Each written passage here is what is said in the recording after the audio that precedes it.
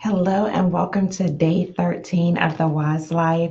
I'm excited for tonight's word. We're talking about walking in integrity. So I hope you have your workbook that you've read and you're caught up all the way to day 13. If you do not have your workbook, it's okay. You still have the opportunity to get it. I'm going to post up here the link where you can, let's see, get your workbook so that you'll be ready and you'll be prepared. Because the workbook, as I've told you throughout this challenge in the month of July, it is needed because it's going to help you have that structure and framework for everything that we're talking about this month. Then, when you come to the live sessions, you're able to get an extended version. You're able to get more of the meat and the potatoes. You're able to get fresh gems and jewels that just aren't in the workbook. So, that is where you can get it. Again, welcome to day 13. I'm so excited. I am ready. If you are watching this a month from now, a year from now, you see that I am Pastor Jay, which means, yes, I do pastor a great and awesome congregation. And today was preaching day. So my voice is a little bit raspy. And that's because the Lord came in and we had a great time. But as I am dedicated to this assignment with them, I am dedicated to the assignment to do these 31 days straight, nonstop, no breaks, except the other day when I had an emergency, but I've made up for it. And so today we are talking about walking in integrity. That's already like a testament to itself. But the verse that we're going to pull out of Proverbs 13 and 6, Proverbs 13 is verse 6, which says, "Godliness guards the path of the blameless, but the evil are misled by sin." So all month, what we're talking about is how to live the wise life. How do we live, lead, and flourish in godly wisdom? God is concerned about every area of our life, not just that we get saved and that we make it to heaven, but He's also concerned with how we live our daily lives. How do we walk? How do we bring glory to His name? How do we show others that we belong to Him? And so that's why this series has been very dear to my heart.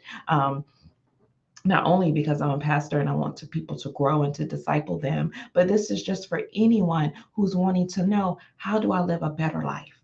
Because life can be hard, it can be challenging, it can be rough, and sometimes we're not always taught sound information. We're just taught what someone else may have had to go through to survive. And so the book of Proverbs is known as the book of wisdom because it tells us how to handle every area of our life. So that's that introduction. I just felt a need to kind of recap as we're almost halfway through this series as to why I'm even doing this and why you tune in. For those of you who have purchased your workbooks, who have purchased the bundle, let me just explain. The bundle comes with additional bonuses as well as all the replays. So at the end of this, you'll have 31 replays. Now, if your life don't get blessed, where you can go back at your own pace and your own time, whatever you're feeling, kind of just you need that refresh and that reset, it will be available to you. So that's the blessing of getting the bundle. And so let's get into today's lesson of walking in integrity. Integrity builds what your gifts can't. A lot of us are gifted with different things. We all have gifts. I know somebody may be thinking, well, I don't. You do. We're all gifted in certain areas, but integrity builds what even that gift can't, because integrity is going to build trust, favor, and divine protection. You don't just need favor, you need the integrity to keep it. A lot of times things come in our life, and because we may have been working hard or we're doing our due diligence, but then we can't keep that thing because we don't have integrity. We may not have even obtained it the right way. And so integrity is a guard over your life. It is a guard over your life. And in a world that we live in today that wants to celebrate talent over truth, let's just be real. They want to celebrate charisma over character. Integrity is often overlooked. But it's what becomes the true measure of wisdom. You got to have integrity. And so this verse is reminding us that godliness and integrity are protective forces. while sin is deceptive and destructive. Steal, kill, destroy.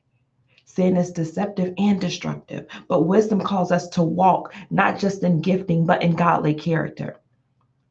And I need you to put this in your notes. Sometimes if I can feel it coming, I'll go ahead and give you the warning. So you may need to hit pause or grab your highlighter and your note taking device, your tools, and put this in there, because your private walk determines your public witness. What the people see is how you walking in private. This is also known as your fruit will speak. We will know them by their fruit. Your private walk determines your public witness. You don't have to say a word, we can see it. And so, righteousness isn't just about doing right, it's about being right, even when no one is looking, even when nobody else saw it. Righteousness is about being right, it is who you are. So, let's break down this text. The verse says, godliness guards the path of the blameless. And so integrity acts like a spiritual security system. It's going to alert you before destruction comes. God is so gracious and he's so magnificent. He always sends warnings. And so there's going to be like an alert. When you have an integrity, you just know before destruction is telling you, hey, I wouldn't do that. I wouldn't go there. I wouldn't say that. When your steps are ordered in righteousness, you are covered, guided, and guarded. You know it. Put that in your workbook. When your steps are ordered in righteousness, you are covered, guided, and guarded. Righteousness always wins. And we've learned in previous lessons that righteousness isn't a religious status quo. Righteousness is being in alignment with God. And so God integrity prevents you from falling into traps. It's going to prevent you from falling into traps that charm but don't carry truth. Things may sound good, but where's the truth? Where is the fruit? Where is the integrity? And so that is what the first part of this verse is saying, that godliness guards your path. It's going to help you to walk right. God guard those who choose integrity over image. In a world where trends are popular and what we see the most, we want to become. Like, so it's an image that becomes in front of our eyes. But when you have integrity, you'll stick to that over the image. And so the second part to that verse says, but the evil are misled by sin. What does that mean? Sin doesn't just show up, but it seduces, it confuses, and it misleads. You didn't even really notice it. It just kind of snuck in, it slipped in on you. And so, what I am saying here, I'm not saying that evil people are just wrong, but what I am saying is that they are walking on a path that is deceptive. It looks right, but eventually they're going to crash. It looks like they're holding it up right. And to them, they may feel that way, but the path that they're on, they're going to crash. So sin doesn't just bring consequences, but it also brings collapse. You will fall. That is the word. But what you build with integrity will stand, and what you build without integrity will fall. I hope that you guys read the entire chapter every single day so that you have a full circle understanding. Because when we come to these sessions, oh, I'm telling y'all, I'm tired. When you come into these sessions, plus in your workbook, I am pulling out key points. I'm pulling out the key things that we need to get, but all of it's important. Why? Because God elevates those he can trust. When God can trust you, he will elevate you. That's why his timing is always right. His timing is always right. And so integrity protects what talent can't. You may be gifted, But I'm here to tell you, without integrity, your gift becomes a liability. Uh-oh. Without integrity, your gift becomes a liability, because what you build with favor must be guarded with character. Nobody wants to do business with you and you don't have any integrity, or you lack it, and you lack character, and you lack trust. Eventually, it's going to fall. And so, many of us want the blessing, but we don't want to walk the blueprint. Definitely put that in your notes. You want the blessing, but you don't want to walk in the blueprint. God has given in his word structure and strategy. He's all about intentionality and systems. He tells us how to do a thing, but we still want to go around it. We still want to do it our way. What you build without integrity will fall. So don't ask God for a blessing and then you don't want to follow the blueprint. It's not just about image. Integrity is who you are when no one's looking. Integrity is about consistency. What do you consistently do? What do you consistently show? How do you consistently show? And again, it's not perfection. Integrity is not perfection, but integrity is being in alignment with what you say, what you believe, and what you do. So if we know nothing else, and we're listening to you again, we've been talking about our mouth, right? And the words that come out of our mouth and how it will determine the course of our life and our action. And so we're looking at what you say. What you say is what you believe, and what you believe is how you behave. So what you say, believe, and do, that shows what you are in agreement with. You've made an agreement with whatever that it is for you. And so integrity shows up, or the lack thereof.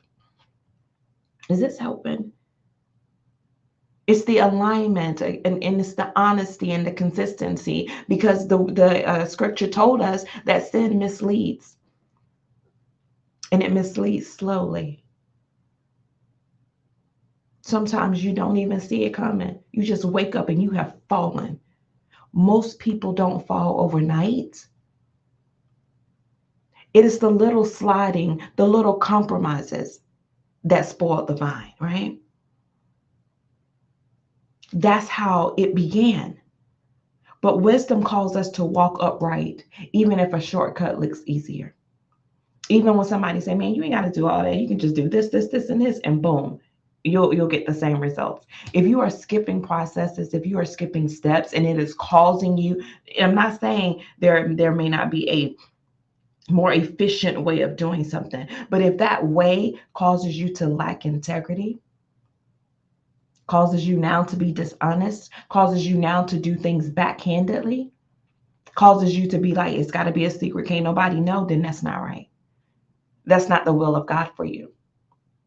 Whatever it is, it doesn't matter. If it is causing you to take shortcuts that lack integrity, honesty, then it's not right. But here's what I do know. Your influence is only as strong as your integrity. Put that in your notes. My influence is only as strong as my integrity.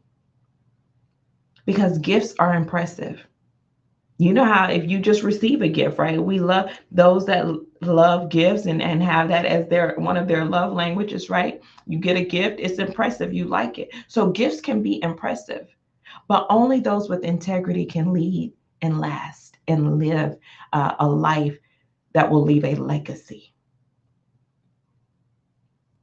It's not about just the giftings. Integrity always pays off, even when it costs you first. Because when you're doing things right and you're following right, it may seem like you're losing, but that's the math of the kingdom. When you are doing things right, it will cost you first. It cost Jesus first. It cost him his life, but he walked with integrity every single day. Sometimes what's doing right may cost you your position, and sometimes it may cost you popularity. Sometimes it may even cost you profit, but it will always yield protection. It will always yield protection, and God will restore everything that is lost. So the long road of integrity will always outrun the shortcuts of compromise. Yeah, they may have taken a shortcut. They may have seemed to have gotten there faster, and they may be even seeming to be blossoming, right? To be blooming. But it is only temporary. You stay the course, because only what we do for the Lord will last. Stay the course. In Psalms 25:1, it says, "May integrity and uprightness protect me."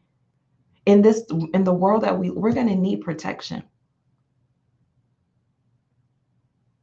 We didn't read about it in day 10, but Proverbs 10:9 says, "Whoever walks in integrity walks securely." You don't have to worry. This is why Galatians 6:9 says, "Let us not grow weary while doing good." You just keep being in good standing, in right standing, in alignment, on purpose, on assignment, doing what God has called you to do, being obedient, and watch how your life shifts. And so I ask you, where in your life is God asking you for more integrity?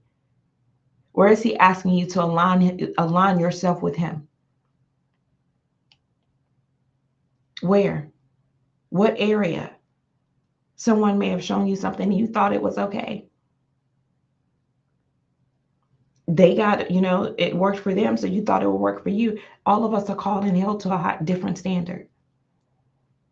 But integrity is meant for us all. Your calling isn't my calling, and your gifting, it may not be my gifting, but we are all called to integrity. God is watching the walk. He's watching the walk. Even in culture, we say, walk it like you talk it. So we think that in the kingdom, we can just do any kind of way. No, we cannot. And so we need to begin to ask God to search our heart and to cleanse us of anything that's inconsistent to his will, that's inconsistent to his way. That anywhere we may have made a shortcut, where we may have strayed a little.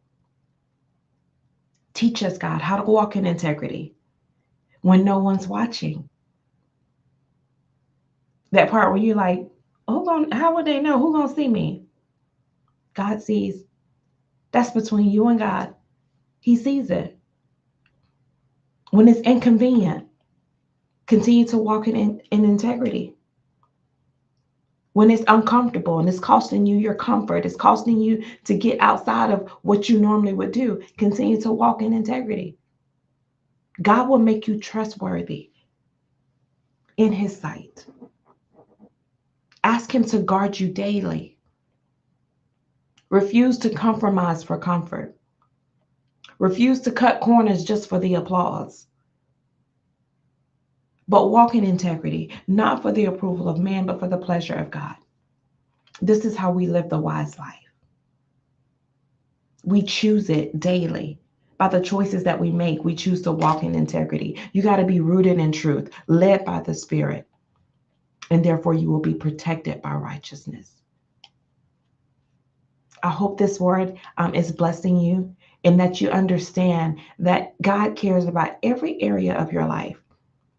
See, we just want to talk about, things that we consider big, finances and family, and just God give me favor, and, put your hand on my business and on my ministry. But God is caring about your life, your soul,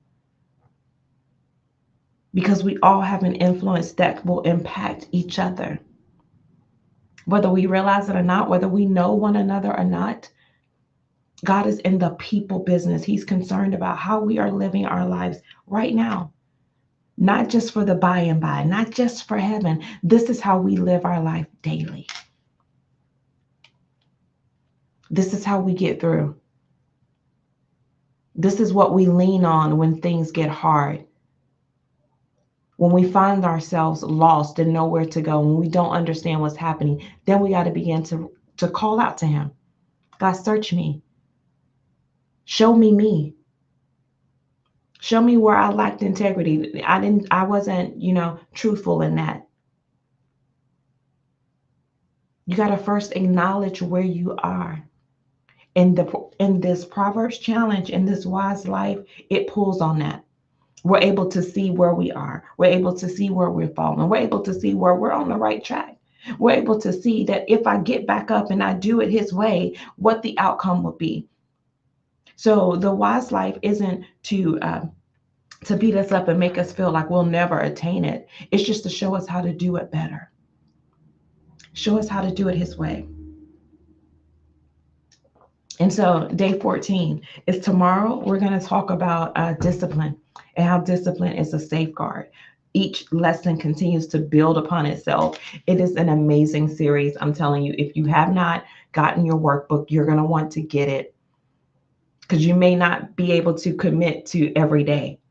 I understand how life is. It's definitely challenging me to show up every single day and to put this series together that will eventually become a workshop, because we all need to learn this. We all need to understand more of the book of Proverbs, right? Why Solomon was coined as the wealthiest and wisest man is because he asked God for wisdom. He didn't ask God for things. He didn't ask God to bless his name, to make him great. None of that. He asked God for wisdom. And in return, wisdom paid off. And so I just believe that as we go through these, the rest of the month of July, for these next 31 days, or maybe you purchase this and it's in October, when in January, whenever there's a 31-day span. And when you go through this, and at the end of it, your life will begin to shift for the better. I know that it will, because I know who's in control of it. So thank you for watching day 13. If you have not, make sure you get your workbook. There's the link again. Make sure that you are sharing this, that you continue to send me your DMs, continue to send me your messages. Let me know how this series is blessing you, how it is enriching your life. Share it with someone else. Get you an accountability partner. Tell them, hey, go get this workbook. Do this with me. It's never too late. It's never too late to get on the right track. You guys have an amazing rest of your day.